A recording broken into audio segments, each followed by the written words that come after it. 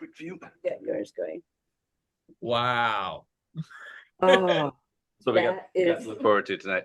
oh, absolutely Stunning. It's stunning. It's Yeah, you stunning. guys were mentioning So Maui. if you, Tamika, if you scroll back to the south cam, you can see a little bit of the glow right on the yes, the edge of volcanoes the erupting. Pu'u there. Mhm. Oh, Aaron, what is going on over there? Got a We lot of had pressure. our latest fountaining episode yesterday evening. It's out for now, but it's still very warm and bright. Wow. Stunning. Of Kilauea, our volcano. Mm-hmm. Honestly, to DD 102 observation 124. I'm so very excited to be here with you all for this session of Shadow the Scientist. My name is Jamika Marshall. I am the Shadow the Scientist Programs Manager and the overall session host. With me are Brian Lameau and Emily Peavy, some of our amazing Gemini staff here. And we're going to hear from them in just a moment. Also want to make sure we introduce who are actually running the telescope right now. That is Denise Hung as the telescope operator and Aaron Figueroa in the observer's chair. Now, the astronomers that we're shadowing for this session are Bryce Bolin of Eureka Scientific, Laura May Abron of Griffith Observatory, and Matthew Belyakov of Caltech. Let me jump over here to Brian and Emily to get us going. Welcome, Brian. Welcome, Emily. Okay, thank you very much, Jamika. It's a pleasure to be here. Early morning Comet. All these fine people. So I'm Brian Lameau. I'm a staff scientist here at Gemini North Observatory. I am not observing this evening. I am just adjacent to our control room in Hilo, Hawaii on the Big Island. And we are observing from effectively sea level here. We have a fiber optic connection up to Mauna Kea to our telescopes. Our telescopes actually, there's nobody at the telescope this evening. We're controlling it from down here. And in fact, Denise and Aaron are the ones that are controlling it. And we are under active observations right now. So I just showed the sky on Mauna Kea just a second ago. And we're actually just setting up to take the calibration observations that will set the baseline for the comet observations coming up. So the comet observations, we're going to turn our gigantic telescope towards the comet in about 5 or 10 minutes. And so I'll pass over to Emily, introduce herself and get us started. So, aloha, everybody. My name's Emily Peavy. I am the Senior Education and Engagement Assistant here at Gemini North Telescope. So my job is to think about the best ways for us to be communicating the science and the work that we do with our public, especially working with the people in the community of Hawaii Island. This is a very, very exciting night. This is the second time that the International Gemini Observatory has observed the Comet 3I Atlas through a Shadow the Scientist event. And our first time was very, very popular. So we were so excited in order to put together another program like this, in order to see some amazing data and information coming through. We are also happy to be answering questions through the chat. So if you're having any questions, feel free to pop them into the chat. We'll try to get to them as quickly as we can. We have quite a few people in the room here, so I might have multiple people jumping in and answering your questions. But yeah, so happy to see everyone tonight. This morning, it's 4 a.m. for us right now.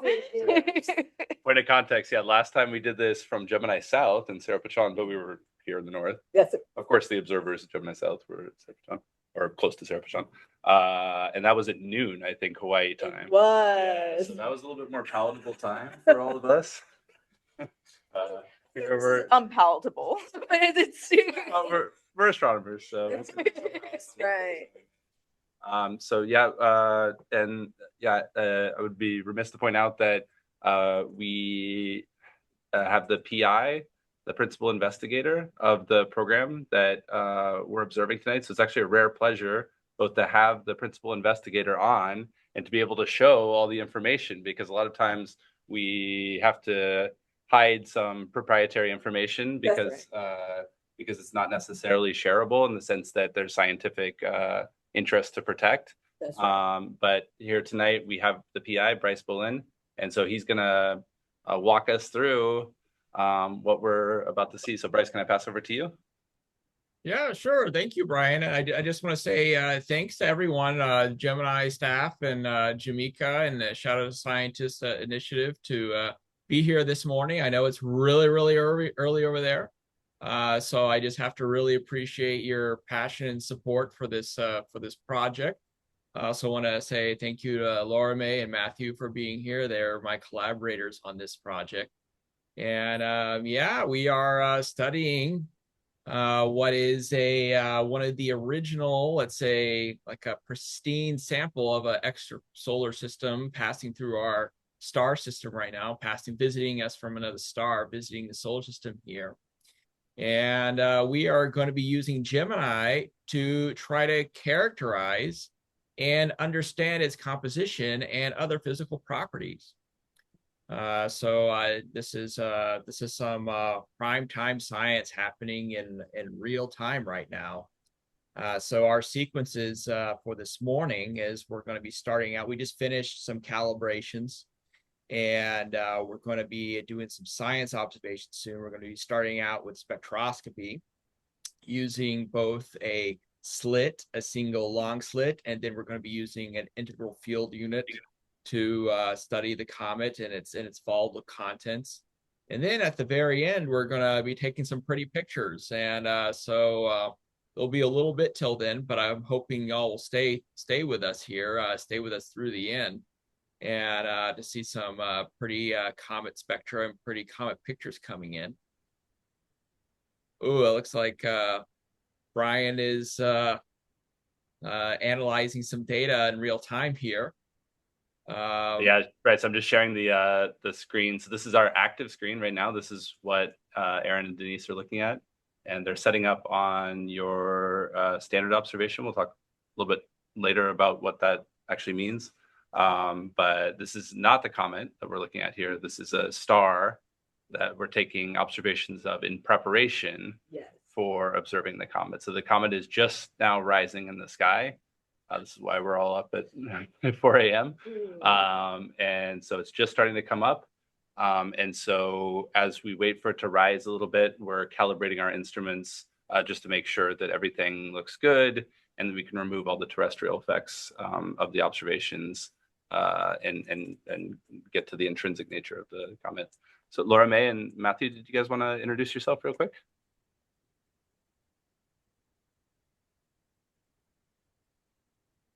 Matthew, or hello.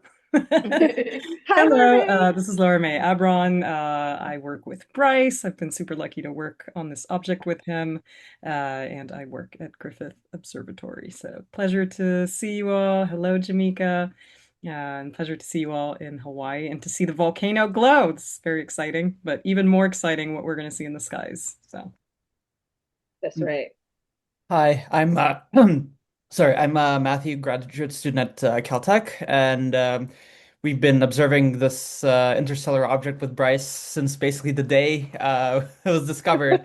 It's been quite a journey of seeing how it's evolved and all the cool science that's happened since then.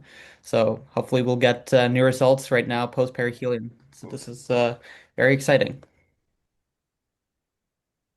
So I'll mention we are under active observations right now. This is what Shadow the Scientist is all about. Yes, it is. This is not just a show. We are like actually trying to analyze the data and understand the data. The comet is very dynamic. This is our first observation from Gemini since it reappeared behind the sun. And so the brightness of the comet, what spectral features, composition of the comet, how we might take the observations has changed a little bit from the last observations that we took from Gemini South.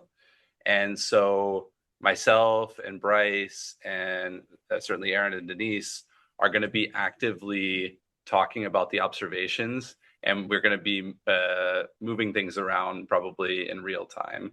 So there might be crosstalk between. I serve, one of my roles here is what's called contact scientist. So I support the scientists that come to our observatory to get time on our observatory. I support those observations, and I help set up the technical aspects of those observations. And so I'm actually actively looking at the technical aspects right now, and part of the analysis is shown on the screen here, and I can go through what that is in a second. But it may be that we will have to change things around as things go through here. So right now we have acquired our standard star, and we are taking an integral field unit spectrograph frame of that star. So Bryce mentioned that we're going to take some pretty pictures at the end of the night. Those are pretty pictures, but they're also scientific pictures, so they're going to be taken in different colors. But that's a very coarse way of looking at an object. So Bryce, in the background, I think that's a 3i picture. Is that right, Bryce, in your background? Oh, sorry. This is a comet called C2022 E3 Atlas. I can put Okay. a pretty picture of 3i. Okay. Yeah. But yeah, so that would be taken in like 3 different colors, right? And so it's made into that pretty picture there. So normally in astronomy, we either take a pretty picture or we disperse the light. So we put a prism or something, some dispersive element in front of the light, and then make a rainbow. So this integral field unit observation, this is doing kind of both at the same time. So we're taking an image of this particular star, but this type of instrument allows us to get a rainbow at every single location. So it's as if we're looking at the picture behind Bryce's right ear there of the comet, but we're able to pick every little part of that comet. We're able to get a full, not just 3 color, but like 8,000 colors observation of every little part of that comet. So this provides really precise information on the source, and this will be really interesting to pick out different species that are emitting, so different chemical species that are emitting from the comet as we take the observation. So for anybody that joined us last time, at the end of the session, after we took our super pretty pictures and all gasped and were super excited, we took a spectrum. So this is the dispersion of the light to make a rainbow. And we first were like, okay, yeah, that looks like a spectrum. But then all of a sudden, we changed the stretch around. We played a little bit with the image, and we saw this big plume of what turned out to be cyanide gas. And it extended out from the comet to very large scales. And so this is what we're hoping to see with these types of observations tonight: different chemical species that emit, and we pick them up in the spectrum. So Bryce is going to be using what's called a long slit spectrum. So that's going to be, I think, we just took the standard for it. So that'll be in, are we taking the IFU first? I can't remember. We are going long slit first, right? So we're going over to 3i, and so we're going to put a slit on the comet, and then we're going to disperse the light. So that's a kind of, you get one spectrum, and we'll get like a cursory view of all the chemical species there. And then we'll do spatially resolved spectroscopy with this IFU. So we'll get different species in different locations, and then we'll take an image. So that's the plan. Let's see if everything goes according to plan. Yes, yes. Now, it hardly ever does with astronomy. which is the fun of it. That's the fun of it for sure. It's an adventure.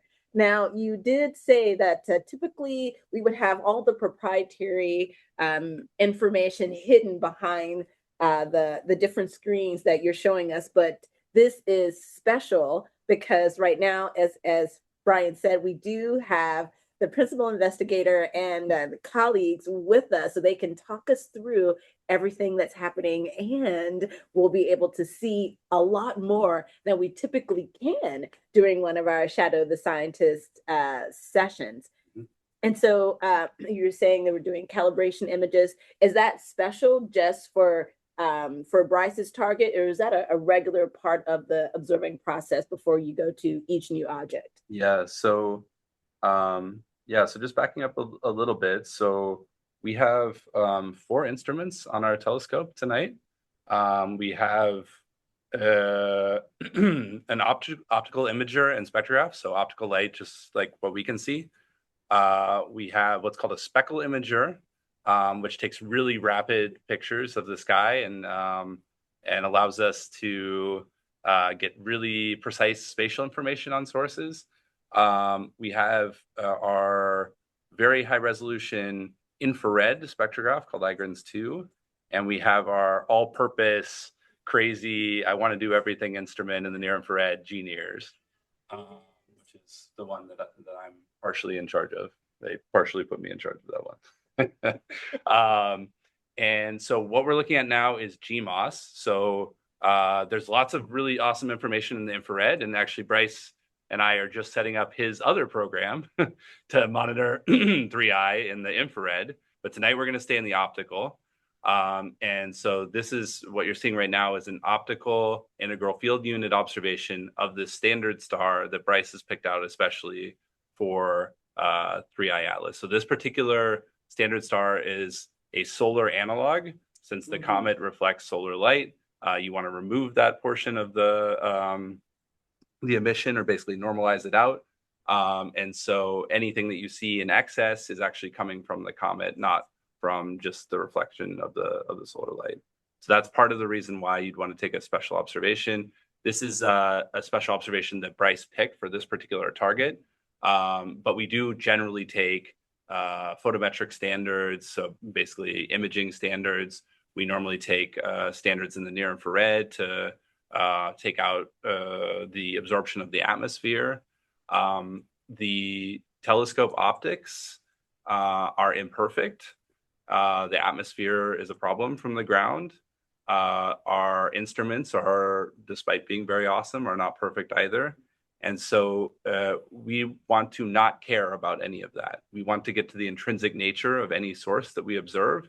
And so that means, so right now, Aaron's taking a flat field. This is what's called a flat field. So you basically take a uniform illumination and you shine it at our instrument, and you see how the instrument responds to that uniform illumination. And so you can see that there's some areas of the screen that are lighter than others, and that has to do partially with the quantum efficiency, so the efficiency of our detectors, of our cameras. It has something to do with our optics. And so we want to remove all of that. We want to remove the effect of the reflectance of the sun. We want to remove the atmosphere. And this is how we do this. I think we're getting a message there in green from someone. We are slewing to the size target. Is that Aaron? So yeah, it's a perfect time. Aaron, if you don't mind, I guess you guys are slewing right now. So slewing means moving, by the way. So we're moving the telescope, special word for moving the telescope. Aaron and Denise, do you want to really quickly introduce yourself and your roles, if you have time? My name is Aaron Figueroa. I'm the observer tonight. I'm one of our science operations staff. I'm Denise Hong. I'm also one of the science operations staff, and I'm working as the operator tonight. So Denise is basically moving the telescope and is in charge of the safety of the telescope this evening. So if anything goes wrong with the telescope, if we have effectively thousands of parts of the telescope where things can go wrong. And so Denise is monitoring the health of the telescope, the weather, if there's any inclement weather, the particle counts coming off of Kilauea this evening. So that's shut us down before because there's too many particles in the air, especially with humidity. That can be a really big problem.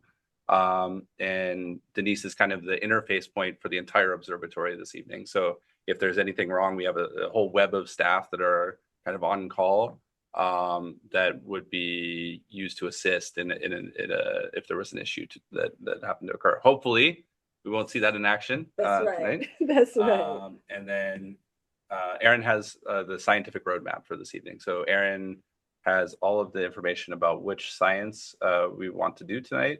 Let me see if I can get to our. Yeah, there it is. Okay, so Thank you. so we've actually slewed there, so we're here. Oh, And so Aaron made that decision. So Aaron has the plan, and Aaron says, let's slew let's move to this target. This is we have a set of plans that are created during the day by somebody called the Q coordinator, and they make 13 or so different plans, and we match the weather, for those scientific plans. And so we are in the best variant tonight, meaning we have the most wonderful conditions possible. So we're ready to go to take some scientific observations. yeah. So I'm just showing now what's called the telescope status display. This shows a bird's eye view on the left there of the telescope, and what else? There it is. And so there's a lot of information on here. It's pretty disorienting. But where are we? It's even hard for me to find things sometimes. Browse, yeah. There it is. So elevation. So there's a variety of different ways 30 that you can degrees. like kind of orient. Yeah, that you can orient on the sky and orient with the telescope. This one here is azimuth and elevation.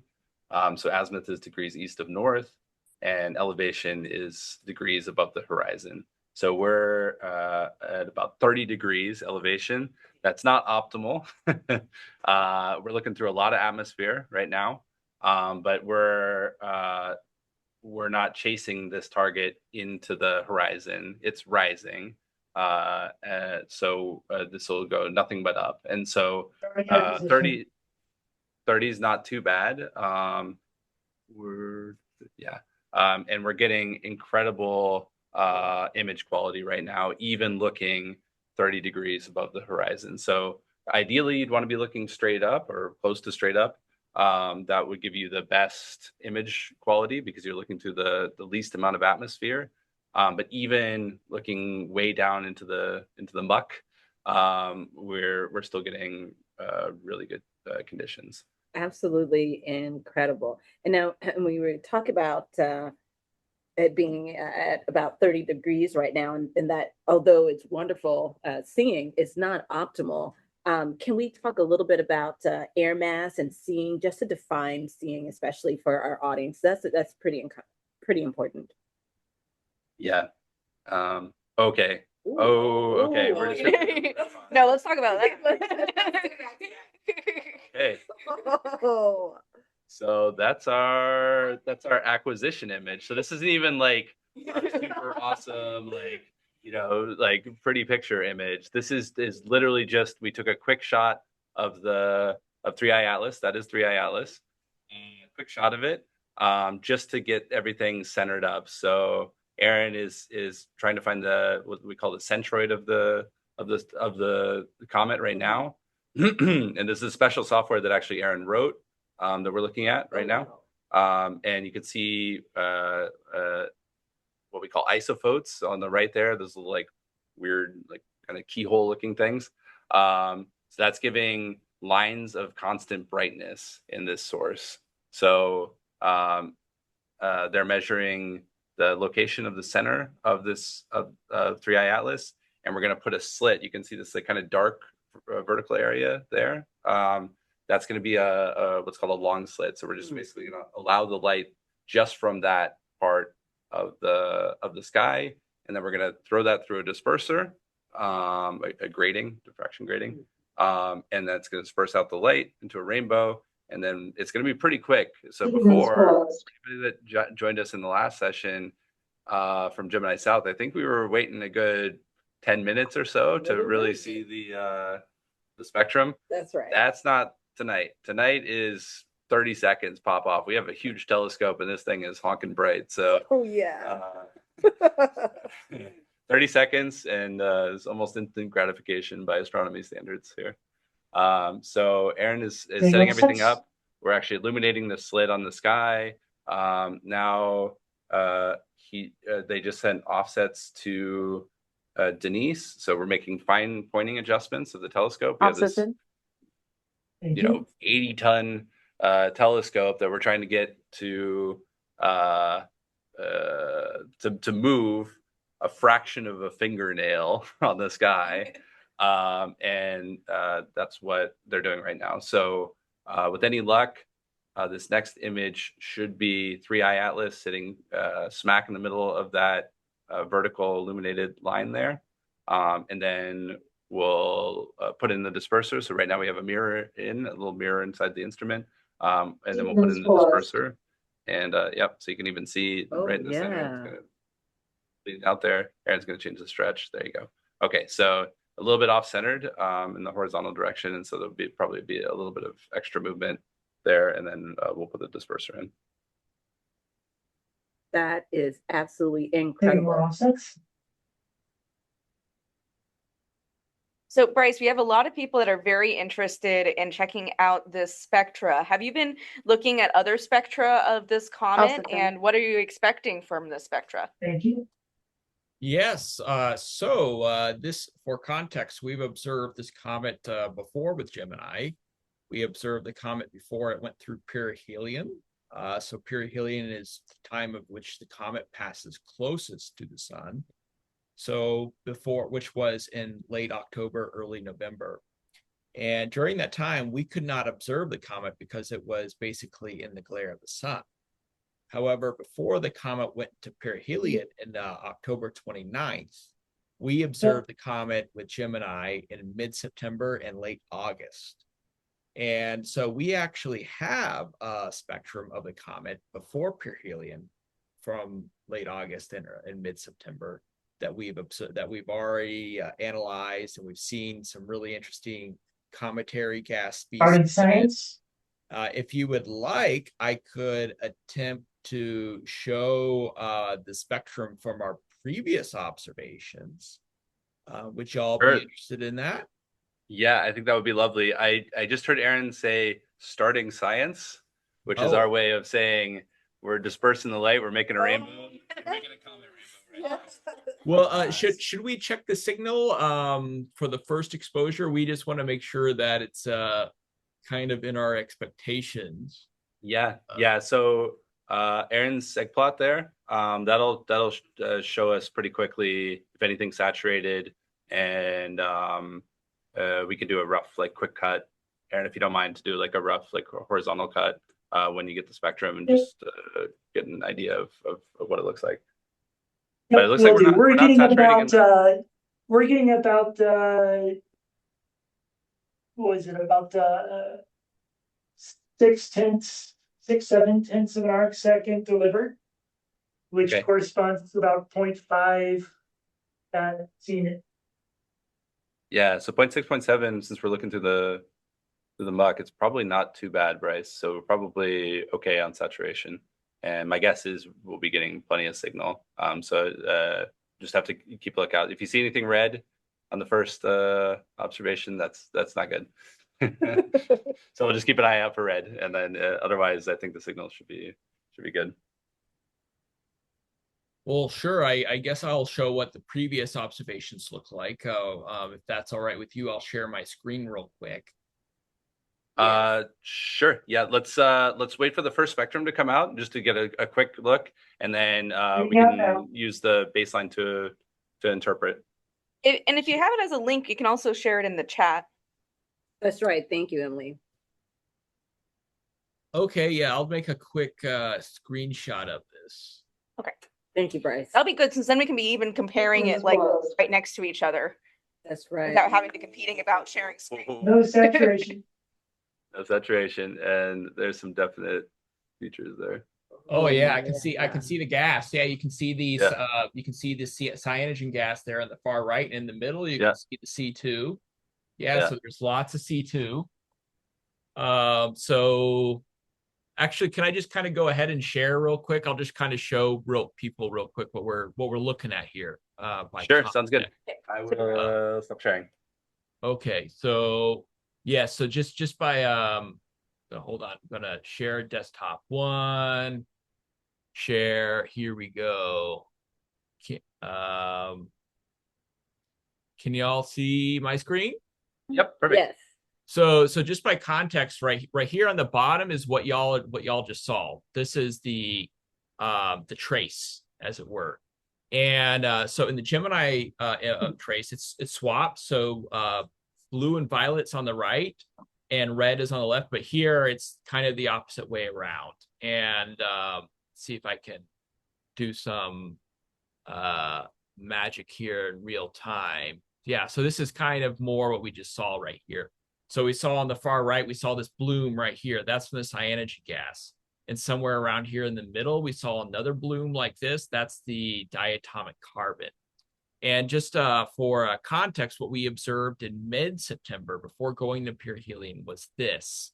So we saw this cyanogen gas. We saw the triatomic carbon and then the C2. And these are what actually give the comet its green color. It's green appearance. This is a recent image that was taken by Michael Yeager of the comet. It shows it has this kind of bright, kind of turquoise green glow. So what we're seeing here in the spectral trace, when we see the bloom, I'm going to stop sharing screen so y'all can go back and show us the trace again. Would y'all be willing to show the trace with the audience again? That was very beautiful, actually. On it, Bryce. Thank you. Yep, happy to. And in the chat right now, I'm going to drop the link to your July paper with you, Laura May, Matthew, and some of your other colleagues, so that our audience can start to see some of the insights that you've gained from your previous observations. Okay, so this is happening so quickly compared to last time. So I brought up a separate seg plot because Aaron's monitoring the observations that are coming in. We're already on the calibration observations, Bryce. So we're going spectrum on sky, flat arc, spectrum on sky. So this is the first spectrum on sky. And so I'm getting counts that are in the neighborhood of like 250, and our prediction was around 500. So I think it's perfect. We're a little bit the seeing is a little bit worse down here than what we have in the ITC. So I think that's totally commensurate with expectations. So it looks like it's about the brightness that you predicted. So that's good. Yes. But I think from a technical perspective, we're doing pretty good. Oh, yes. And I see here quite well, we have the detection of the cyanogen gas there on the far right of this trace plot. And that's that kind of vertical structure right there on the right. So if you go along the trace here, go towards the right there, that's the cyanogen gas right there. Yeah. And if you so that looks great. That looks great in there of itself. So just breaking it down. So this is, as Bryce mentioned, so this is a rainbow. It's a false color image. Doesn't look like a rainbow, but it is.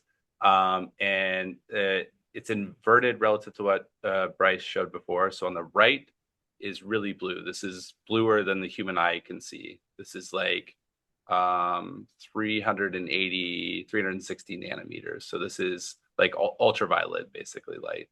So that's over here on the right.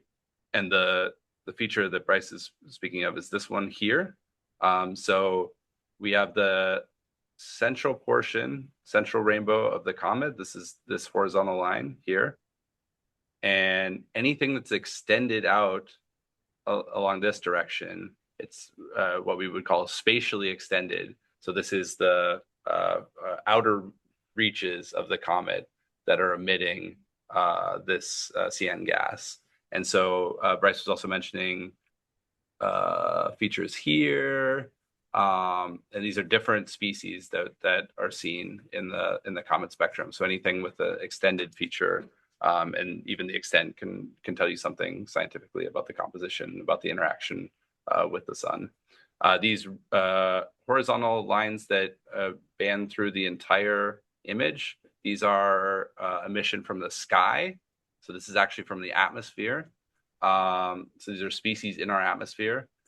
These bands here, these are gaps in our camera. So Bryce actually set things up so that he kind of moves the rainbow around.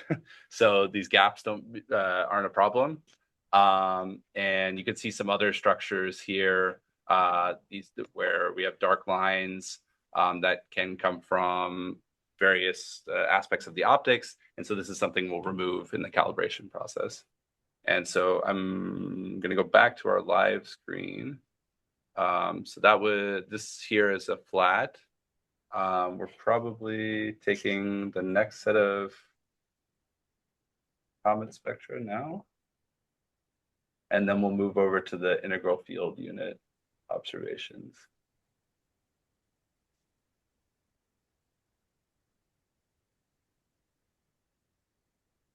Right, so we're just about to take the second set of observations here, and then we'll move over to the integral field unit observations.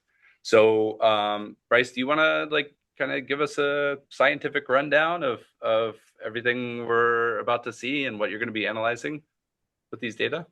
Yes, so we are going to be using the spectrum to study the gas contents of the comet. So I mentioned 2 or 3 different gas species there, the cyanogen, the diatomic carbon, the triatomic carbon. This gives us some estimate of the carbon to water ratio in the comet. And it's very interesting. We want to examine that ratio and see how it compares with solar system objects.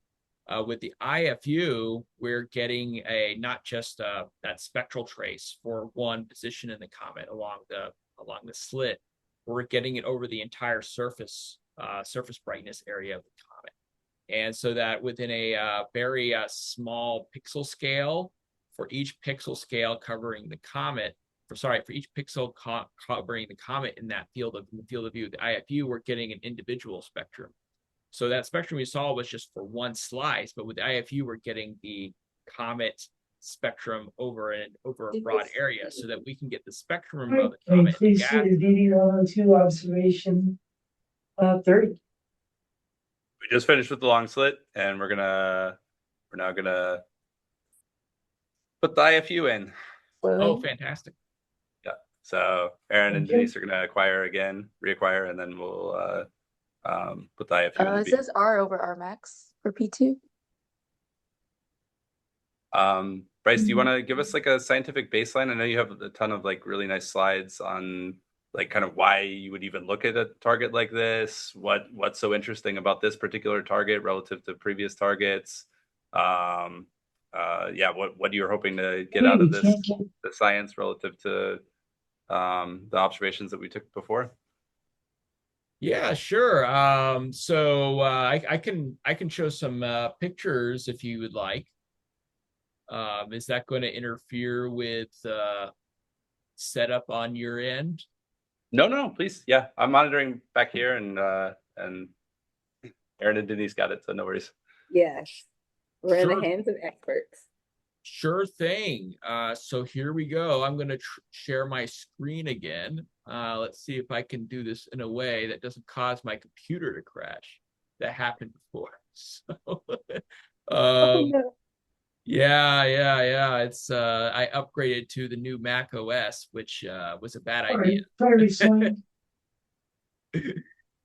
Can y'all see if I go up here and share? I'm going to stop share and share a different desktop because that is showing the wrong desktop. Let's see. We were seeing your slides on that one. Yes. So I'm going to, so it appears to show the note taker view on my primary monitor. So I'm hooking up to my secondary monitor so that, whoa. Can y'all see my slide? Yes, Yep. Yes, we can. Yep. Super duper. So this is what the other two interstellar objects look like. So we have One-Eye Oumuamua and Two-Eye Borisov. I'm gonna see if I can go back here. See if I it only lets me go forward, doesn't let me go back with this view. Sorry, hold on. If I go over here, let's see. So we're very lucky to see two interstellar objects, three now. So there's three known interstellar objects: Two-Eye Atlas, Three-Eye Atlas, Two-Eye Borisov, and One-Eye Oumuamua. And the other two objects, One-Eye Oumuamua, had an inactive appearance. It was basically a dormant comet or extremely weakly active comet when it was discovered and coming through the solar system. Where Two-Eye Borisov, One-Eye Oumuamua is right here in this top panel right here, and the bottom panel right here is showing Two-Eye Borisov. Two-Eye Borisov was very obviously a comet. And so we had two very, very different properties. And with the discovery of the third interstellar object, that's this the new sheriff in town, Three-Eye Atlas, the one that we're observing. Regarding. Thank you. It also has a very comet-like appearance. And another thing, Bryce, may you talk about how one discovers interstellar objects? Sure thing. Pretty large guy out there. Pretty large universe.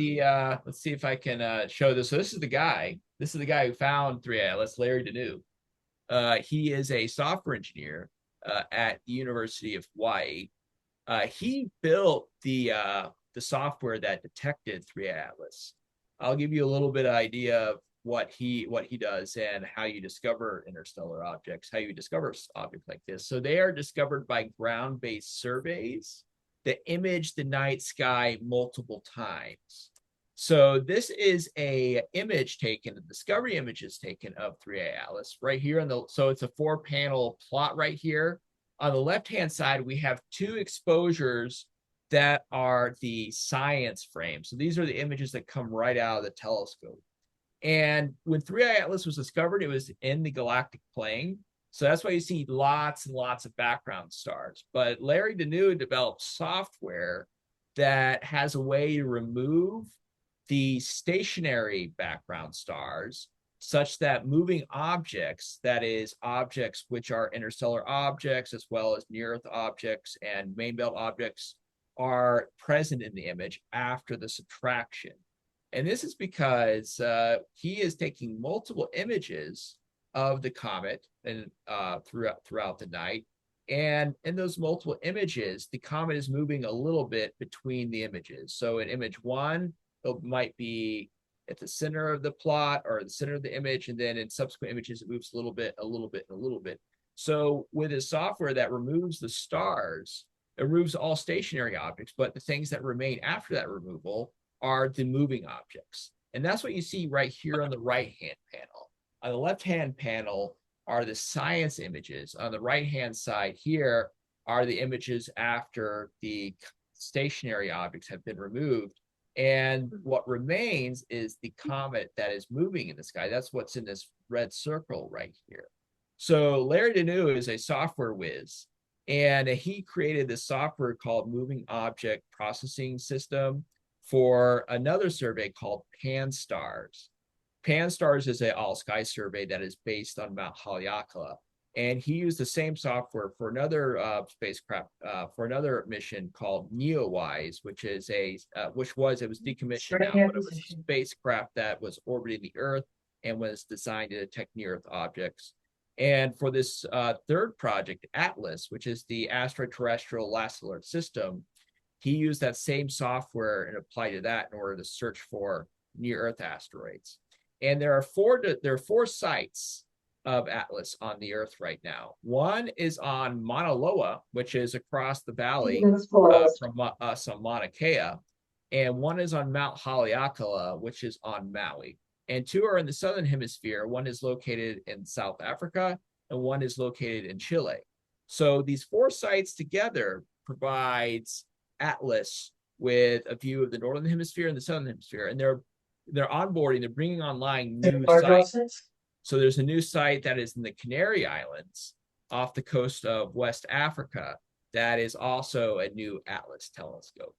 So Larry made this software that takes those. So these surveys take images of the night sky, and they serendipitously, by accident, let's say, detect asteroids and comets. And through Larry's software, he's able to find the needle in the haystack, find the moving objects, find the moving comets, in this case, an interstellar comet, and identify them.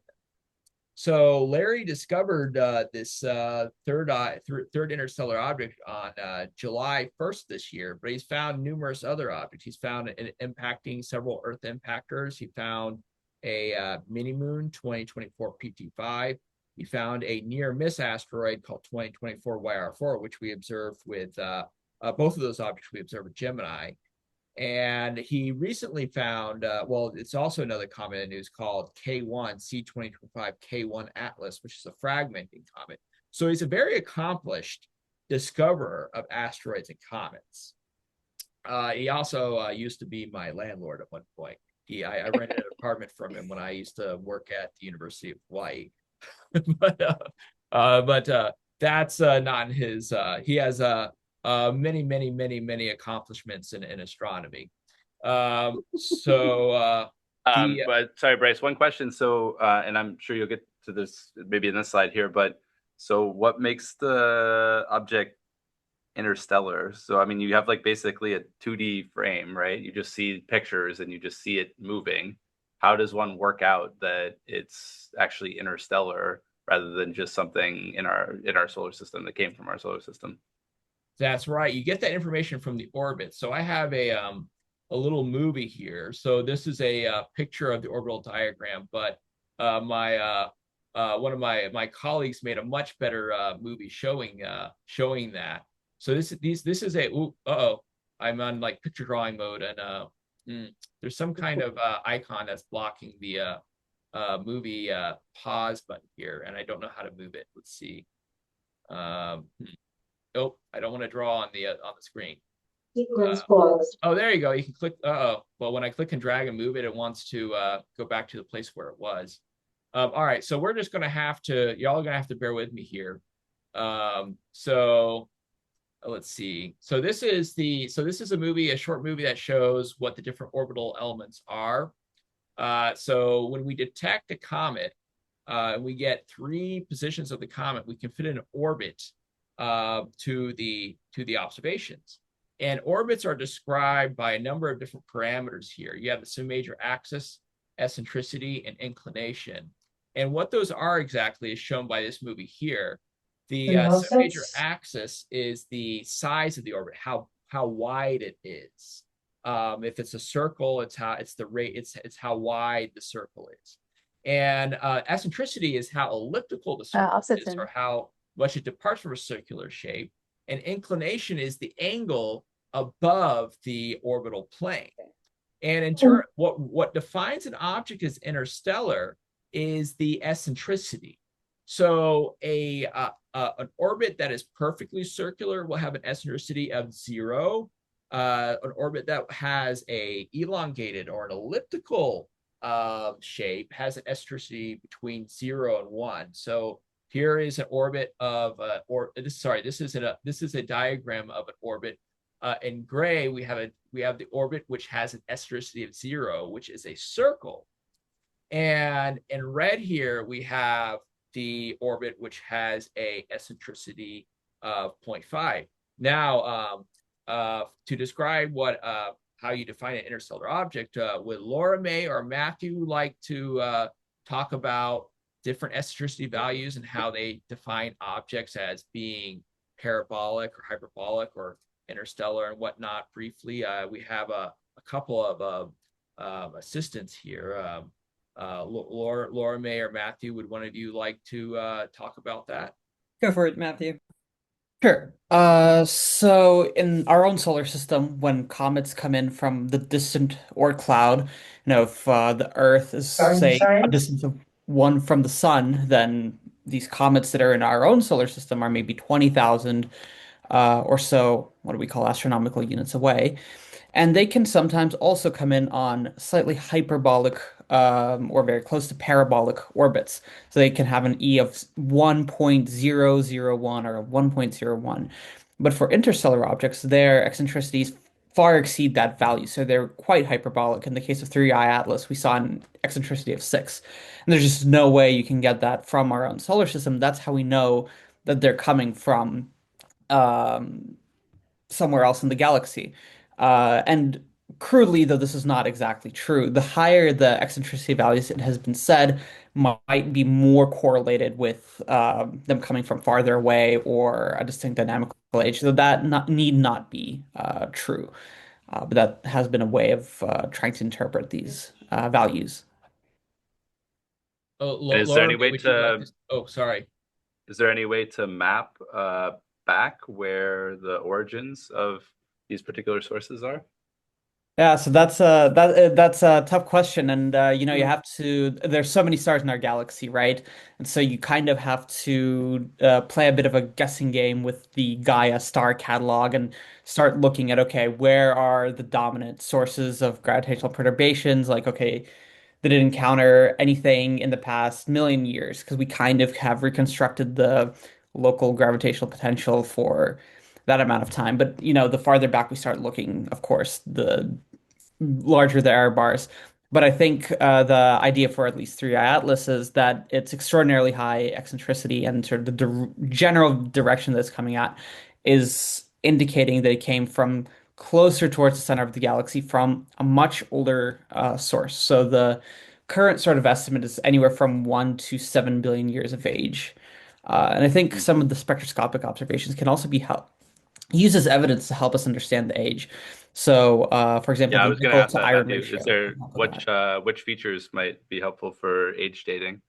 Yeah, I think For the suggesting? nickel to iron ratio has the potential, depending on where that nickel and iron is coming from. One of the hypotheses is that the nickel, as the comet is traveling for a very long period of time in the interstellar medium, binds more effectively to carbon and oxygen, and that makes it come off the comet faster. So spectroscopic observations of 3I before perihelion were already showing that it has a lot more nickel than iron, and that could just be that on the surface all that nickel is much more easily coming off of the comet. So it's potentially a way, there are people who argue for various interpretations of this ratio, but one potential interpretation could be that it is a tracer of the age of the comet. And we should see that in today's spectroscopic observations as well. The nickel and iron features will be there somewhere between the CN and diatomic carbon. So I have a little slide here that shows the action of the comet in interstellar space. So one of the reasons why it's so difficult to trace back the origins of this object based on its trajectory is because the galaxy is a pretty complicated beast. So this is a plot or a movie rather that shows the trajectory of 3I Atlas in the galaxy. Now I've plotted the sun as a stationary point here just to kind of give a context of how far the sun is from the center of the galaxy. But in reality, the sun orbits around the galaxy just as 3I Atlas would. And one thing you might notice in this movie here, so this left-hand panel here is the top-down view. So we're staring at the galaxy from above, and we're seeing its X and Y plane as it's orbiting around the center of the galaxy. And the right-hand panel here, we kind of see a sideways view of the trajectory of the object around the galaxy, where the bottom x-axis is the distance from the center of the galaxy, and the y-axis is how high the galaxy is above the galactic plane. And one thing I want you to notice here is that these aren't simple ellipses anymore. These aren't closed ellipses like we would see for an asteroid orbiting the sun, or an asteroid orbiting the sun is a closed ellipse. However, an asteroid or comet orbiting the center of the galaxy is not a closed ellipse. They form these spirographic patterns here. And the reason why that is because in our solar system, the gravitational potential is from in the solar environment is more or less constant. However, in the galaxy, it is not constant. It is not uniform. We have things like dark matter halos. We have globular clusters, gas clouds, spirals, basically very inhomogeneous clumps of matter distributed around the center of the galaxy that can have a perturbative effect on the trajectory of the comet in interstellar space, which constantly basically makes the gravitational potential less than uniform. And this is what causes the comet to have this kind of, let's say, non-closed ellipse type shape, which makes it pretty difficult based on the trajectory alone to back trace the comet where it's coming from. I'd say about 6 years ago, after the discoveries of One-Eye Atlas and Two-Eye Borisov, there was a flurry of papers which discuss potential home star systems for the interstellar comets. Matthew mentioned this with the guy that were found in the Gaia catalog. However, that information is very, it's not good enough to really pinpoint which star the comet came from due to these different dynamical effects in the galactic environment. Thank you, Bryce. Thank you, Matthew, for that answer. I imagine it's very, very tough, and there's a lot of modeling that's involved, and there's a lot of uncertainty that's involved. I just wanted to bring us back to the observations really quickly. Yes. Should I stop? Let's take a look at them. Yeah, let's take a break. Yeah, Yes. yeah. Oh, and Aaron has here that the first IFU data is coming in now. Yeah. Perfect. Wow. So, Let's take a look at it. We also do have some questions in the chat that we should also make sure that take some time to get to. Yes, please. All right. So I'm just showing now our screen. That's our sequence executioner. So we've just taken the first IFU observation, this 300-second exposure. I'm going to flip over. So Aaron actually has 8 different screens that I'm flipping between. So both Denise and Aaron have 8 different screens. So I'm trying to keep oriented in all this. But the observations are here. So what we're looking at here, Aaron's now moving around in the center in the orange. That's 3-Eye Atlas. That's through the IFU. And so the IFU has little fibers in it, little lenslets and fibers. So there's a little bit of distortion there. That's what the kind of like wavy pattern that you see. That's a reconstructed image. So there's fibers at each position. In this particular case, looking at 3-Eye Atlas, and the light is piped through. And then for each one of those fibers, it's dispersed, and you see the rainbow here in the background. So that's the dispersed observation. And so each one of these elements correspond to a different spatial location. And the data are very complex, as you can imagine. And it's not obvious to me, just looking quickly at the data, where the emission of any of the species are. But once you reconstruct this image, is this the 73? Is there an IFU reconstruction of the spectral observation? Aaron, this is 272? 272 was the acquisition image. Through IFU, yeah. Do you have a reconstruction? Does SegPlot do the reconstruction for SegPlot does not do GMOS IFU reconstruction. I might do it. So if you're looking at gene errors, you definitely have that feature. So yeah, if we had the ability to reconstruct, we might see different parts of the comet, especially if we could step through in wavelengths. So if we were stepping through to different wavelengths, we could see the comet start to like different spatial regions of the comet. They would start glowing differently. So that would be really cool. Would be awesome. Unfortunately, do we we don't have have an that. estimate of the signal? I mean, it looks beautiful. You can definitely see the comet right there. You can see the tail, it looks like. Yeah. So it's 273. You bring it up interactively.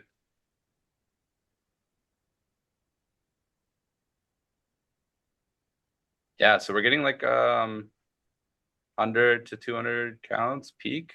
So about 150. That's basically right what we were thinking. So we're doing great. I'd say this has been a success. It's quite successful. Yeah. So it looks great. So now comes the hard work. Bryce will have to take all of the flat field frames that we took before, something called an arc frame, which allows us to. So I promise this is a rainbow. This is a false color image. We deal with numbers when we take these images. So we need to map locations in the x direction, the horizontal direction, into wavelengths. So we need to say that particular location on the image is this wavelength, and then one can then try to identify various species that are in the cometary spectra. So you know the wavelength of CN emission or C2 emission on Earth. There is a little bit of a shift when you look at an astronomical object in our solar system. So it's moving very fast. It's moving 150,000 miles an hour, something like that, like 300,000 kilometers per hour. So this induces a little bit of a shift to the wavelength of the emission. But you can remove that effect. That's called the Doppler effect. You can remove that effect and then find the corresponding wavelength of the emission of different species. And so that's and then taking the standard star observation and normalizing that out. So all that has to be done post this observation to make these really amazing science analysis ready data, which Bryce and his team can then look at and try to pick out different species. So it's a little bit difficult to pick out what's happening here, but the banded features of light, that comes from the comet itself. The gaps, horizontal gaps here, where we see dark, that's sky. So we actually have fibers that are pointed, a separate bundle of fibers that are pointed towards the sky, and that's removing the sky background. That's allowing us to estimate the sky background at the same time, simultaneously with taking the comet observations. I don't know, Bryce, if there's anything else you want to mention. I know that was beautiful, Brian. And I'm just going to ask, where are we right now on the sequence? Are we finished? Do we have more IFU exposures to go? Or yep. So we're actively taking the second 300-second one at the 540 central wavelength. We'll then go to flats and arcs, and then we'll finish that up with another 2 times 300 seconds at a different central wavelength, and then that'll be it for the spectral observation. Man, already, wow, this is moving fast. So that'll be it for the spectral observations, and then we'll go to the pretty picture. Oh, pretty pictures. Yes. So our plan is to take 4 different bands, so 4 different colors. So we'll do like kind of a green a band, so green color, a red color, a kind of red near infrared as far as the human eyes can see, and then further red than the human eyes can see. So those will be the 4 colors that we'll take the observations in. Oh, yes. So Matthew's been and Laura May have been answering questions there in the chat. Please keep those coming.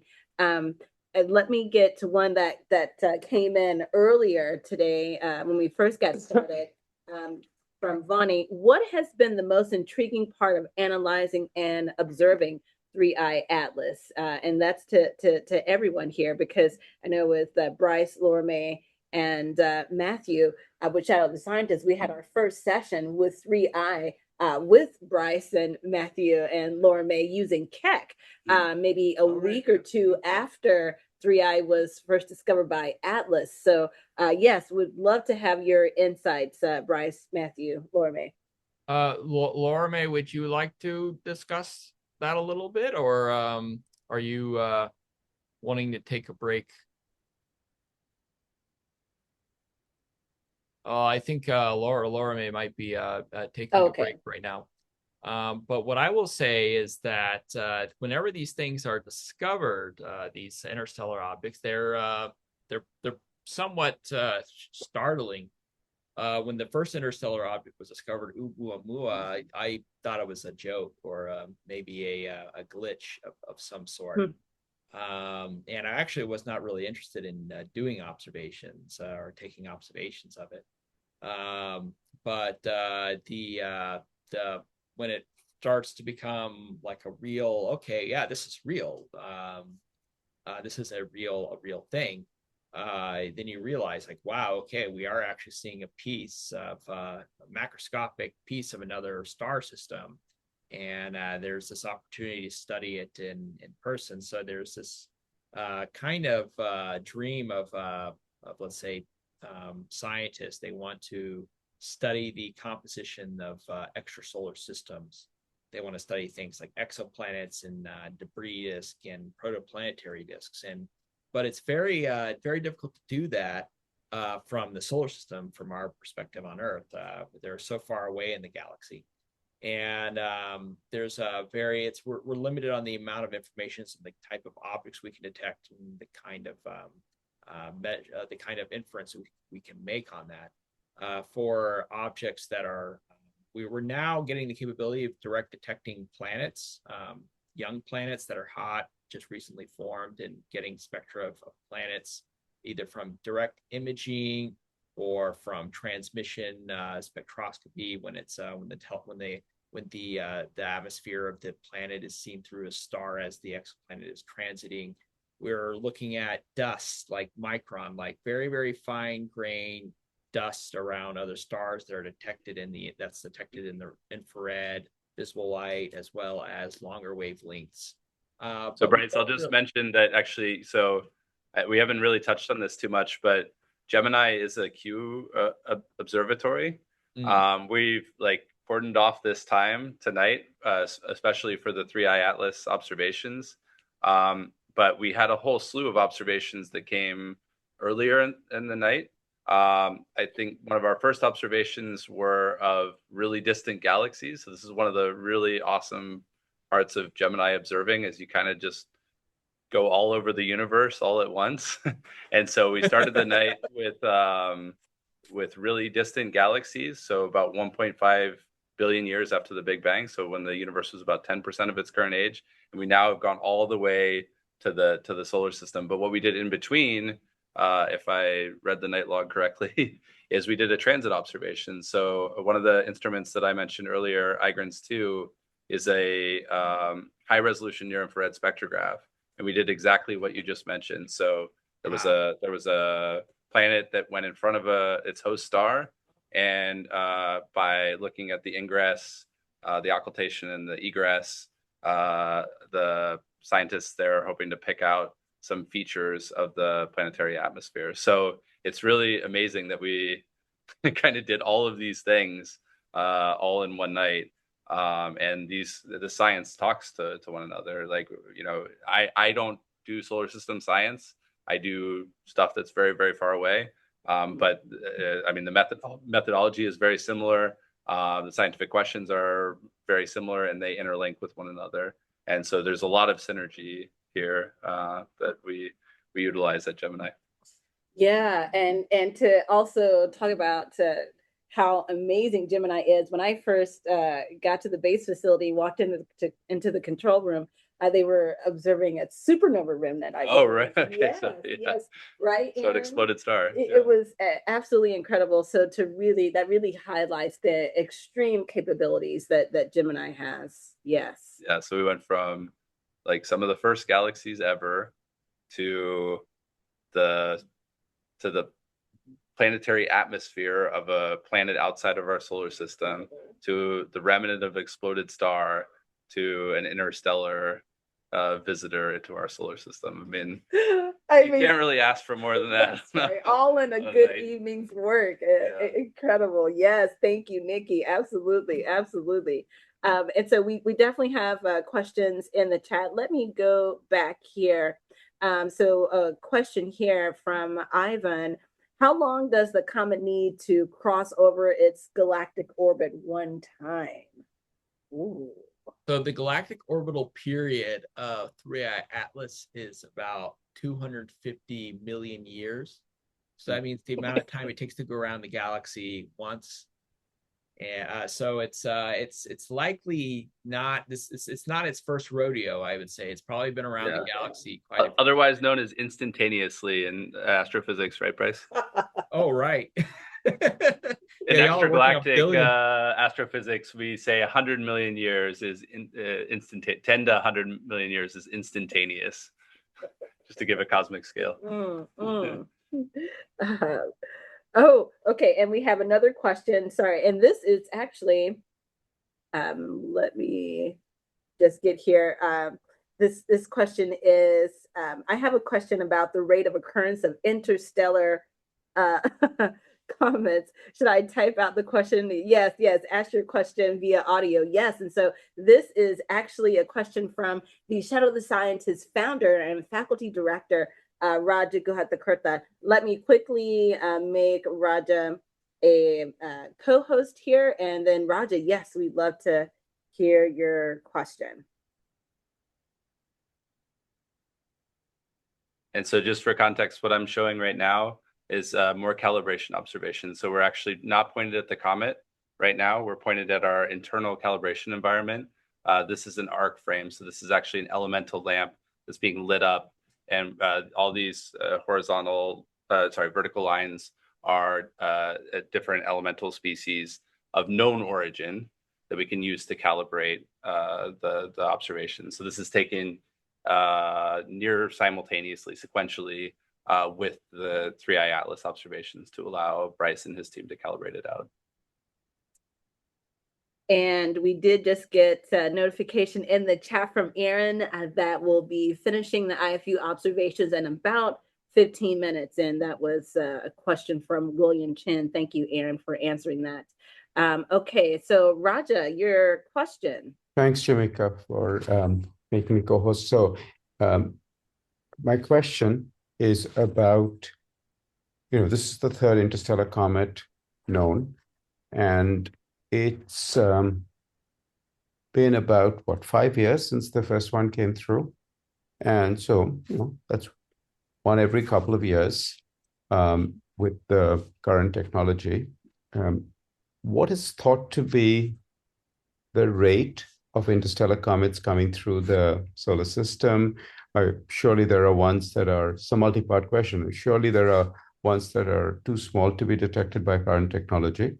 So perhaps the answer right now we have is based on the big ones that have come through. And is there a sort of model that predicts how often these things should come through the solar system?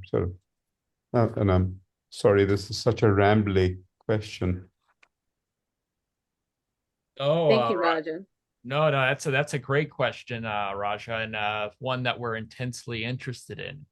So it's thought that each star system, which forms planetesimals, ejects about 1 trillion objects, like interstellar object size, into interstellar space from its star system. So this is we have a lot of we think that there are a lot of interstellar objects floating around the galaxy. As for the frequency of which those which pass through our solar system, it's thought that for about 100 meter, 200 meter to maybe a kilometer-ish size object, there are about 0.1 objects per cubic astronomical unit. So this would imply that within the orbit of the Earth, that is in the distance from the Earth to the Sun, sorry, when I said it's not cubic AU, it's within 1 AU distance from the sun. So it's 0.1 objects, ISO objects within 1 AU from the sun. So it's within the distance, within this distance, it's thought that there's about 0.1 of these interstellar objects. Thank you for that, Bryce. Another question from Rob. Although it's not possible to ascertain from what star an interstellar object came from, can we get the right ascension and declination of the projection of the tails of the orbital hyperbole? Yes, sure. So 3i Atlas was coming from an RA of about 19 hours minus 19 degrees. It was found in the southern hemisphere. You can observe minus 19 degrees declination from Hawaii. That's certainly doable. But you have a benefit, or let's say, if you are in the southern hemisphere for observing something at that minus 19 declination. And on its way out, it will be going, I believe, Matthew, do you know this? I think it's like something, it's going in the positive declination direction because this is a retrograde object. So it was coming in from retrograde orientation. I think it was like minus 170 degrees inclination. Yeah. So it's coming from below, and it's so it should be going from southern declination to northern declination on its way out. Matthew, do you know the exact R? I don't remember the exact RA deck. I know that I think the final inclination is going to be around 5-6 degrees. Or so. So it does change above the from orbital, above the ecliptic, right? So it's Yeah, like above the minus. ecliptic. So it'd be 175 degrees inclination. So five Yeah. degrees above the orbital plane. Yeah. Source. Bryce, I just want to let you know, since we have such wonderful conditions tonight, I'm dropping the exposure time a bit of the direct images that are going to come up here shortly in about 15 minutes. Oh, wow. So I dropped them down to about 2/3 of the previous exposure. This should keep us from saturating, but we'll have to keep a close lookout for it. So I'm just going to check in with the control room, see what actually, Aaron, what are you reading off of P2 right now? In terms of guide counts? No, in terms of you want seeing? Seeing, yeah. Yeah, seeing is we'll estimate a good, decent, actually real good IQ 70. Okay. All right. So yeah, that should be, we should be safe then. One in the I band, we're at 1 second, so that's our minimum. So we don't have a whole lot of play there, but we have some play in the other bands. So we'll take a look out. I mean, it's gonna be rapid sequence. So if if we slightly saturate, then we can always go back and pop it off again. We should have enough time. So I just want to say that these images have they're not just pretty, they're not just for our science, for the Gemini related science. They actually have a practical purpose. Matthew is leading a program to study 3A Atlas with the James Webb Space Telescope. And we just had this discussion in the last 12 hours, needing these images from Gemini for a specific purpose. Matthew, do you want to talk a little bit about that, as well as your the science and your program with James Webb? Yeah, thank you. So yeah, Bryce and I are collaborating on this project to look at 3i in the mid-infrared, which is perhaps the best wavelength range of all because you get really everything in there. You get both organic features and you have silicates, so you can actually get the composition, not just the amount, but the composition of the dust. So you know if it's magnesium rich or if iron rich. We're going to be using a similar sort of eye of view to the one you're seeing on the bottom left of the screen, but mounted on James Webb. And the trouble is the field of view, the angular sort of size on the sky that you can see is quite small, and you have to have very precise tracking.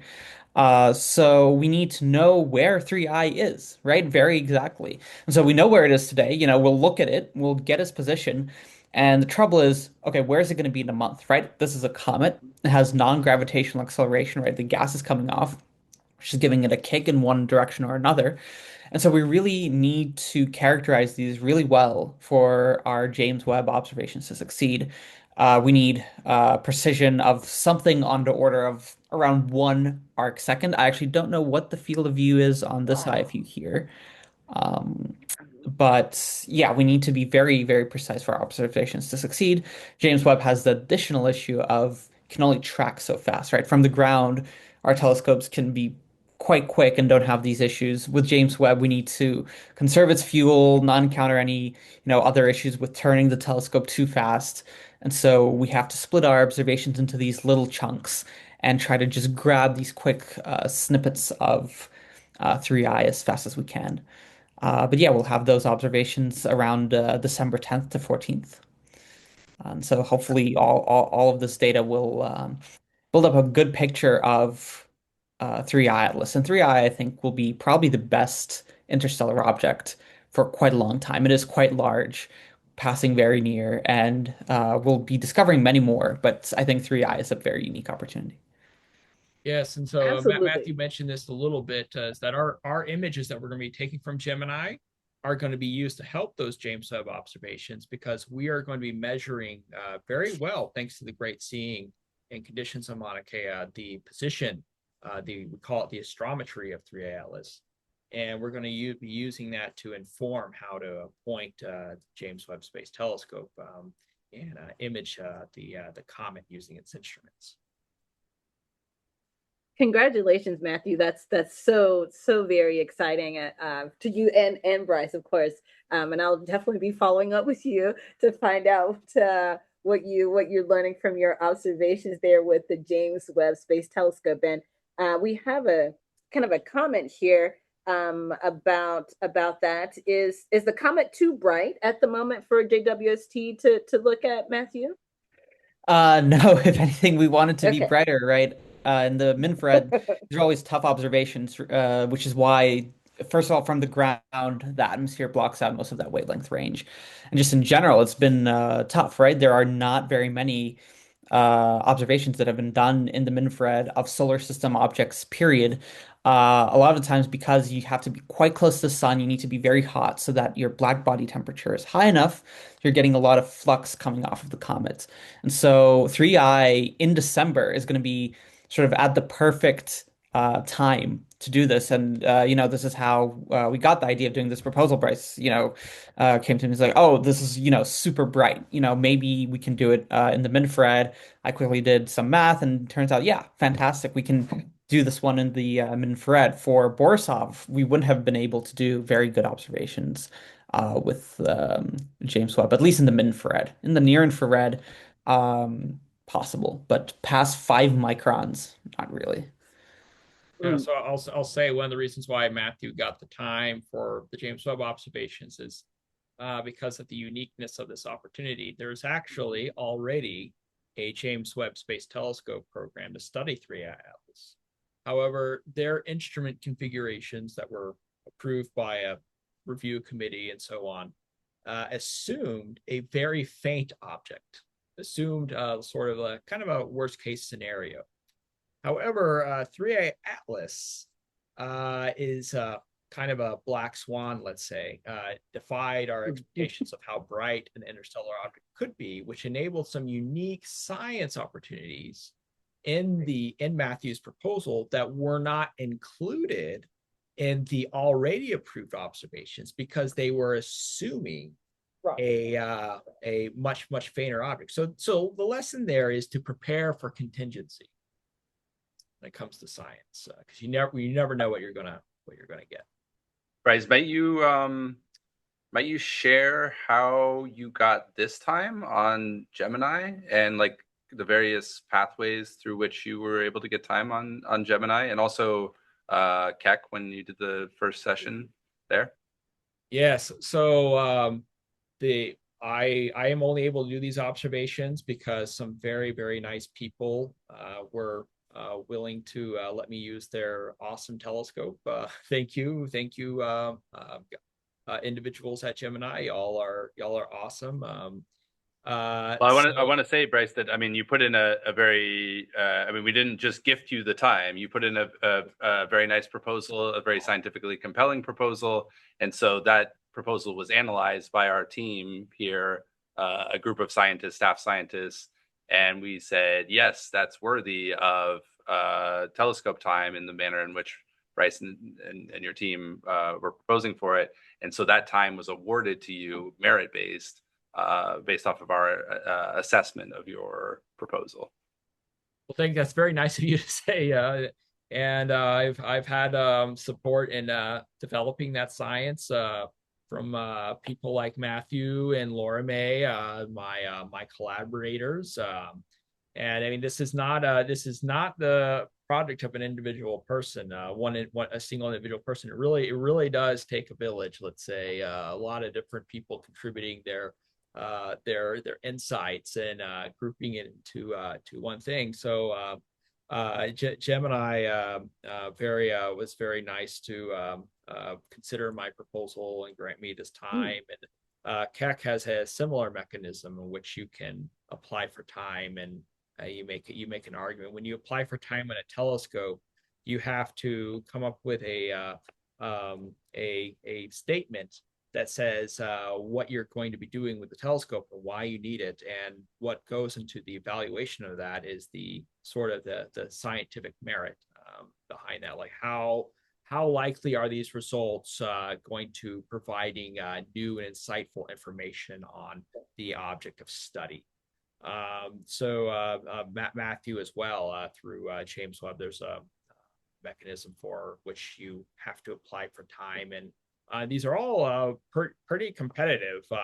The rate at which proposals are rejected to those which are accepted is well, let's say the acceptance rate is not particularly high, especially for these premier facilities, these 8-10 meter class telescopes. And yeah, just to give a kind of scale for that, anywhere between let's say 2% of proposals and 20% of proposals, depending on the exact mode, are accepted. And so this particular proposal came through our director's discretionary process, where Bryce sent in a proposal effectively directly to our director. Then our chief scientist delegated to a group of scientists here to analyze the proposal and to decide whether it would be awarded time. That's a different modality than, for example, a typical proposal where you would give a proposal at the we have 2 semesters, and so you propose at a semester boundary, and then that proposal is sent to a group of external scientists who then award the time. So and then we have an intermediate process called fast turnaround, which Bryce is a master of, and I support a lot of Bryce's programs on fast turnaround, which is what's called a distributed peer review. So you basically, in a dual anonymous way, you review your competitors' proposals, and they review your proposal, and then those ranks are then put together. And every month we award time, and these are usually like short timescale kind of observations. So Bryce was just awarded a time through fast turnaround to do near infrared observations of 3i Atlas, and so we're just iterating on that now, and probably in the next couple of weeks those observations will be, well, with any luck, will be taken. And I just wanted to contextualize, so we just finished the last IFU frame, and so that's read out here. So you now have all of your IFU data, Bryce, so start reducing. All right. Reduction engines ready? Right now, Bryce, let's get on that. And we're gonna pivot to imaging. So I think it's time to go. Aaron, is that right? You guys you're moving to imaging now? Yep, that's correct. We are just waiting for the guider to settle, for the telescope to settle, and we'll be starting imaging, our first imaging frame in just a minute. Wonderful. Yeah. So all of our optics right now are just settling into place. We want to make sure we get the clearest image possible. And we've moved to a different guider from what we were using before, I think, maybe. Yes. Yes. And so So as we prepare to Keep it on transition, P2 I the want whole to time. Oh, it's P2 still. Okay, yeah. I want to bring up a question in the chat because there has been an astronomer that's been very viral. Oh, okay. Oh, okay. I didn't see it pop up in the chat yet. Thank you. Okay. But I will go to another question. What is the estimated lifespan of 3i Atlas, and how is that determined? Matthew, do you want to take charge of this one? Starting science. So actually, you might be better to speak on this, Bryce, because I haven't quite read all of like Daryl's papers on the computation of the estimated lifespan. I just know that most of what goes into that is the, you know, where it's coming from and the incoming velocity slash eccentricity, right? Just constraining that is the main sort of source of where we're getting the age from. But yeah, Bryce, you probably Yeah, well, there's been numerous other authors who have commented on this. So there's one thing which I would say is like the dynamical lifetime. Oh, is this the is this the comet? yeah. Wow. Yeah, we want to make sure we're not saturating here. Let's see. Oh, wow, look at that. Nope. Our accounts are good. Awesome. Okay. Sorry, the technical difficulty.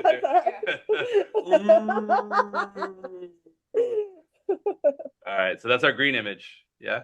And counts look good. That's Counts awesome. are good. Maximum. Oh, yeah, we're fine. No saturated pixels. 46, 20, 84, 20. Oh, so we're only at like 15% well depth. So we can go deeper if you want, Bryce.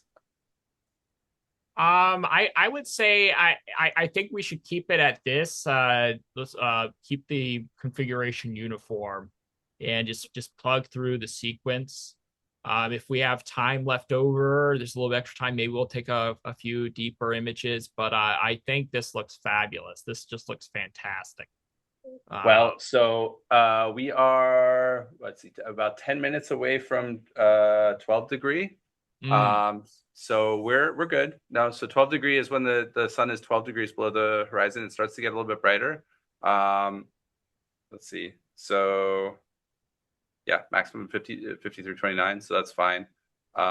We saturated 65,000 basically. So I would, I mean, it's your science, but I would go deeper. So I can set up. Do you think we could do 10 seconds? I'm sorry. Would 10 seconds take us above the saturation? Depends on which band, but probably not. So this is the I-band image, 283, I think. So that's I. That's I. Okay.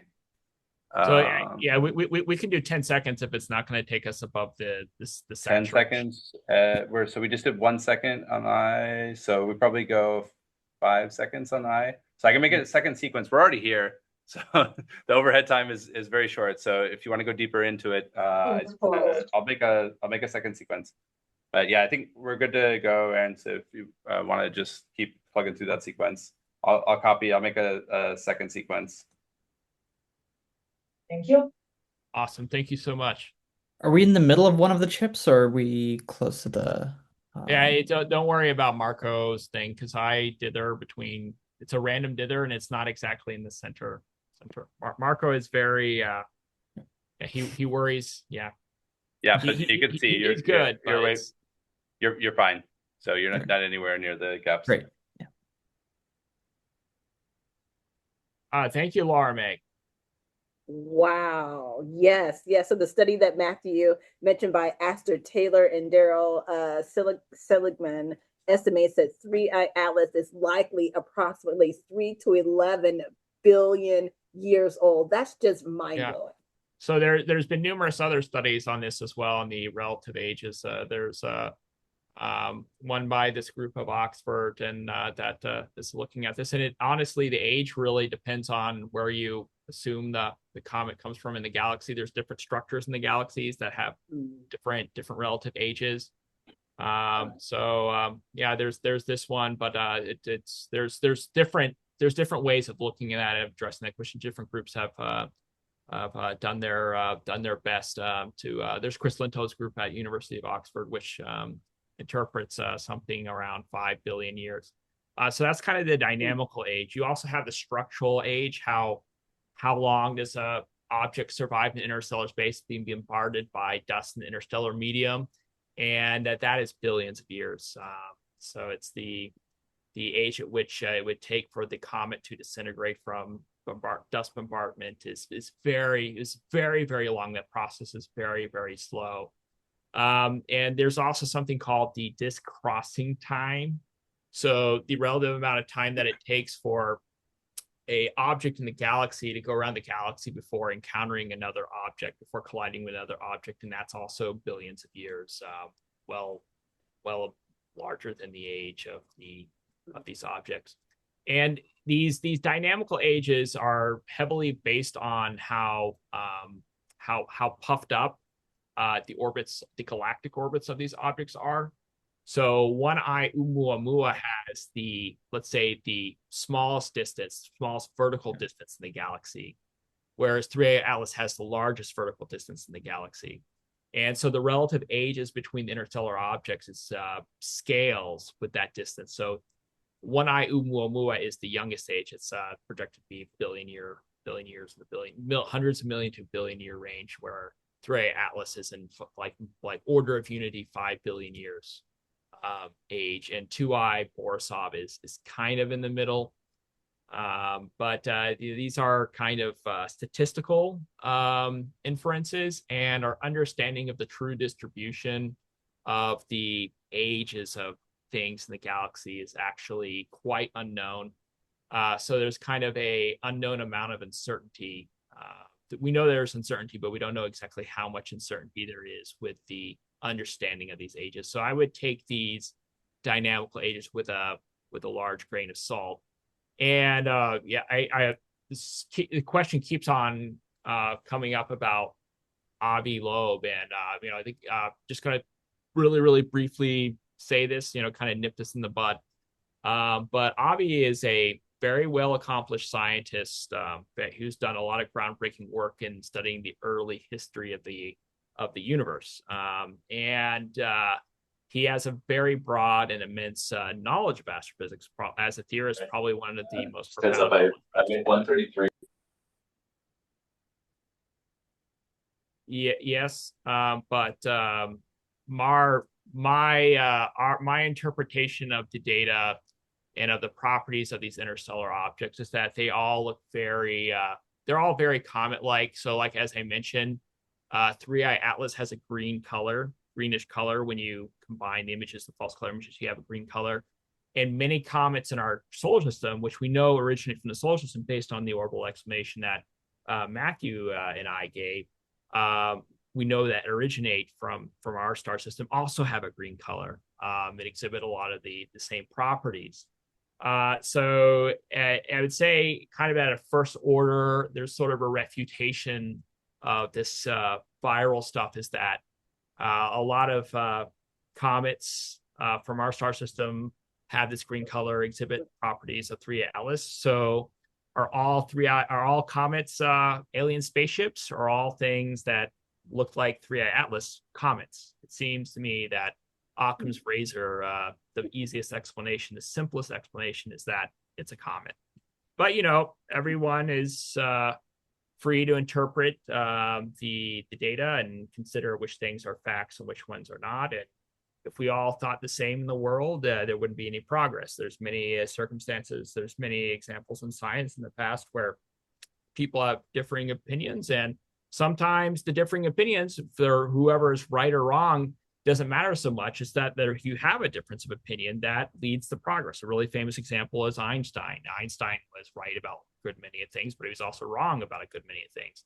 But his insights in being wrong were so profound that it led to progress in science. So everyone is free to interpret here, but there's some amount of appreciation we have to express for people like Avi and and raising public awareness for interstellar objects, for interstellar comets. There's a sort of a ripple effect that benefits from us as well.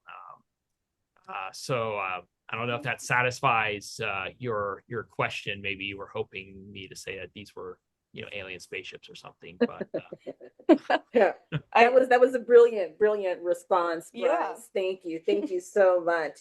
And I believe Raja may also add a little bit more to what you said there in the chat. But we have a few more questions here and an amazing image right here on the screen.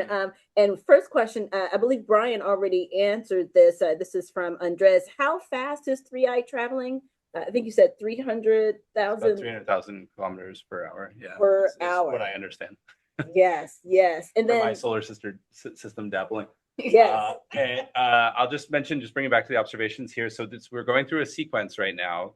That we're taking images in different colors. So you'll see the brightness of the comet change, and that's actually because we're looking in different colors. And we were a little bit conservative on the exposure time because we didn't want to saturate. We didn't want to basically blow out the camera. And as Aaron mentioned, nautical twilight's about 5 minutes, so the sky is starting to get a little bit brighter. That's 12 degrees, 12 degrees twilight. We're just about at the end of the sequence. So we're going to take one more GRIZ, so green, red, a little bit redder of red, and much redder than red sequence.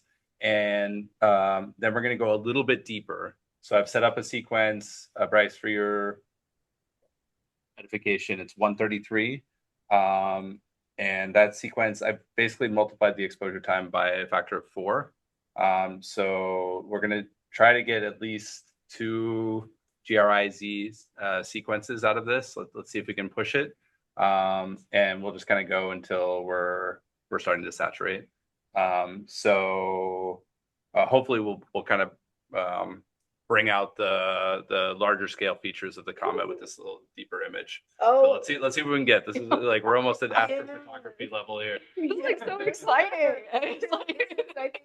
Yeah, Emily, you put that there. It is really exciting watching the data and the images come in. Absolutely, it really is. We're fighting the sun here, though. Yeah, so this is. Well, Brian, did we get all 4 bands GRIZ? Yeah. So this is the last of 4 sequences of GRIZ. Wow. Mm-hmm.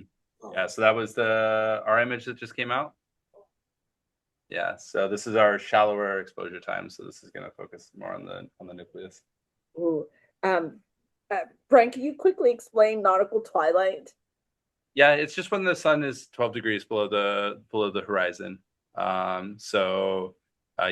sky travels 15 degrees per hour. That's not the sun, but the sky travels 15 degrees per hour. As Rob mentioned, near the equator, sun moves pretty quick. As Aaron mentioned, sunrise is at about 50 minutes, but you don't want to be taking astronomical observations at that time.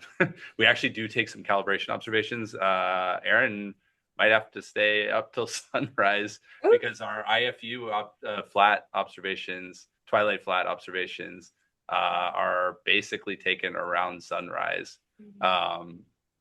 So I think Aaron mentioned the plan after this is to take some imaging flat data that'll help reduce the data that we're taking now, Bryce. So this is just kind of standard. We point to a part of the sky, random part of the sky that's hopefully relatively devoid of sources, and just move the telescope around a little bit and get an estimate of the sky background. So you can see there's feature as Aaron stretches this out, you can see these like banding features vertically. You can see some vignetting on the side, so some dark areas. And so all of that we have to take out. These are all different amplifiers of different chips of the camera array. And so all of that terrestrial noise, electronic noise, optical noise, we have to take out in order to get to the true source. So we just finished up. Yeah, so we just finished up that sequence. Aaron's already moved on to our deeper sequence. Let's see. I think just about to read out. Yeah. We are about to read out the first of the deep. I also note in this image that darker region at the top is due to uneven illumination from the brightening sky. Mm-hmm. Yeah. Yeah. So we're already seeing the effects of the sun. We're already seeing effects. Yeah. So question here, will there are there any chances for clouds to start forming while this is happening? No taking the flat? saturation, Brian. Awesome. I'll go ahead Great. and continue. Yeah, please do. Yeah. So we'll keep an eye on these. So this is experimental. So these next three, we got to really keep an eye out for saturation. What are you getting maximum 35,000? Okay, so we're about halfway to saturation here. So we're still staying within. Oh no, okay, 12,000 to 13,000. Okay. So yeah, we're doing pretty good, at least on that G image. So yeah, clouds could be a problem, especially for what we call photometric standards. So we take images of stars of known brightness in different bands, and that helps Bryce and his team calibrate out. So you get counts, basically, you get counts on an image. You need to translate that into physical units that are actually meaningful. Normally we work in units of what's called flux density. So it's basically energy per unit area per unit wavelength, or power. And so that calibration needs to happen. If clouds come in, we basically have to take the photometric standard before clouds come in. Luckily, Aaron is way ahead of the game, so they already took observations earlier in the evening of photometric standards, so no problem. We don't have to rush. IFU twilight flat is actually just to illuminate, just basically get the pattern of the IFU and to get the night sky background. The clouds actually don't change that much, so it's more or less okay. But each calibration is different. So yeah, we have to be very careful about what's different between the actual observations. We don't want to induce any bias. So what's different between the actual observations and the calibration observations. So in the case of a photometric, where we're trying to get the absolute calibration of the brightness, we need to be very careful that the observations themselves are not different in terms of cloud cover relative to the calibration observations. So the science target observations are not different. It looks like we're still doing good. So we're now on the last band, and we're not saturating. So I think we're golden. Yes. And thank you, Emily. You shared a current view from the Mauna Kea webcams, and if you click on that, you can really see how the sky is starting to brighten there. But really not that many clouds coming overhead. It is a really, really gorgeous night on Mauna Kea. Incredible. Yeah, I can switch over to that really quick. Okay.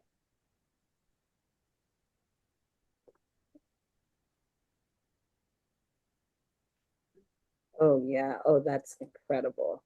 Although I guess it's technically morning, not night anymore. Yes, it is. Guys, I just wanted to add something to what others have said. I've known Avi for over 30 years. We were postdocs together at the Institute for Advanced Study in Princeton. Yeah, like over 30 years. As other people have pointed out, he's done amazing work in astrophysics. At the same time, I take a less kind view to what's going on right now. I mean, this sensationalism leads to personal gain in terms of money, fame, profit, but it does a lot of damage to the field. You know, if Brian were to claim that instead of walking in through the glass doors of the Gemini helo-based facility into the observing room, he quantum tunneled through the walls, that would generate a lot of attention. There's a finite probability that you can do that, Brian. There's an higher probability. I'm not going to take my chances right now. Yeah, the higher probability that you'd be better off going through the front door. But, walking through the front door doesn't generate publicity. Claiming that you've quantum tunneled will generate a lot of publicity of the wrong kind, right? That would put your reputation at risk, would put your job at risk, would put, I would say the entire field of astrophysics on a slippery slope. And that's what I think is going on here. I think and it's also great for us to be able to have sessions like this where anybody can join in and really look at this data. And I think we're really coming across of, if it walks like it ducks and it cracks like a duck, it's probably a duck. And this takes a spectra like a comet, looks like a comet. And so it's like a comet. And so I think it's really easy, and it helps break down some of these barriers that science is accessible to everyone by being able to do sessions like this. Yeah, I agree. I'll just add to that, Emily, which, I feel like sunlight is the best disinfectant here at Comet Lake. The best disinfectant. And actually, so Bryce received this time on the telescope as part of this director's discretionary process. But as part of this process, it's actually a public service, because there's zero proprietary time associated, what we call proprietary time associated with the data. So the data are accessible on our archive right now. And so anybody that's interested can take these data, reduce the data, so make them in a scientifically viable form using the tools that we have here at Gemini Observatory. And they're actually relatively easy to use if you know Python. The language, and you basically just put you install some software and you put some command lines in, and out pops some science ready data, thanks to our friends in the science user support department. And you can analyze these data yourself. And so you can go through the process of actually getting science ready data and asking questions of the data yourself. 27? Yeah. So we've just taken our last observation of 3i for the night. So yeah, it's definitely time to move on. The session's coming to an end too. The sun is coming out here in Hawaii. Time for us to go back to bed or start our day. I don't know. Certainly for the night crew to start wrapping up. So Aaron and Denise are going to start taking calibrations at the end of the night. So that would be imaging flats, and also a twilight flat for the IFU for Bryce and his team to be able to use in the data reduction process. So yeah, if there's any last questions or any last things that we want to point out, I will say that a couple of members of the Gemini team who are not present tonight will actually be taking these images here. So there's Jen Miller and Matthew Rodriguez, who are also science operations specialists like Denise and Aaron. They will be taking these images here and making very pretty pictures like the one that you see behind Bryce. Yes. And will be used to contrast that. So that'll hopefully will be in the next couple of weeks that we'll be able to see a very realistic false color image of 3i Atlas. And then I do also want to, sorry, please, Bryce.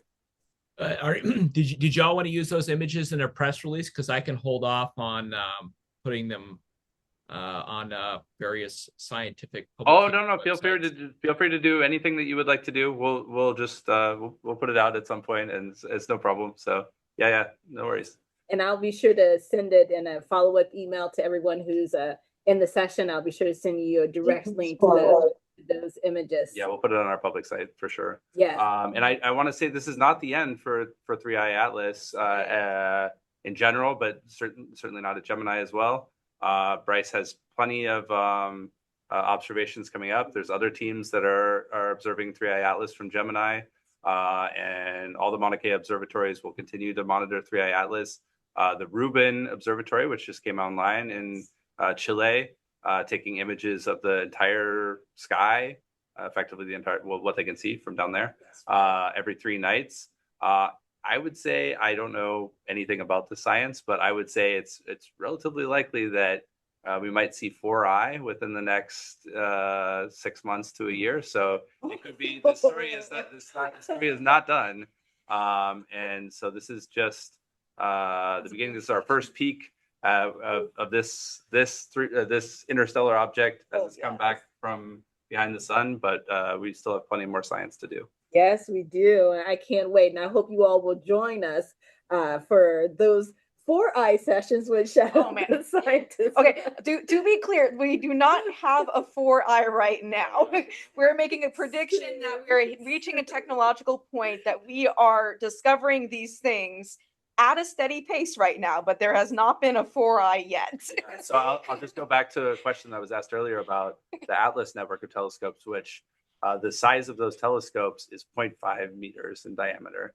So just by contrast, the Rubin Observatory is over 8 meters in diameter. So it's basically a little bit larger than the Gemini telescope. So to Raja's point earlier, question earlier, and Bryce's response, this can get much deeper. And so there's a lot more fainter objects in the universe than there are bright objects in the universe. And so it allows us to peer down and see fainter objects, fainter comets that may be coming from elsewhere in our galaxy. Absolutely. Incredible. I would like to have, there's one more question, and I definitely want to make sure we get to it. It's from Kenna. Have there been any fun stories about studying 3-Eye Atlas that obviously didn't make it into the papers or the press releases? Bryce, Laura May, Matthew. Yeah. Laura May, would you like to handle this one? I'm just trying to, sorry, there's building construction work going in front, and so it's very difficult for me to speak.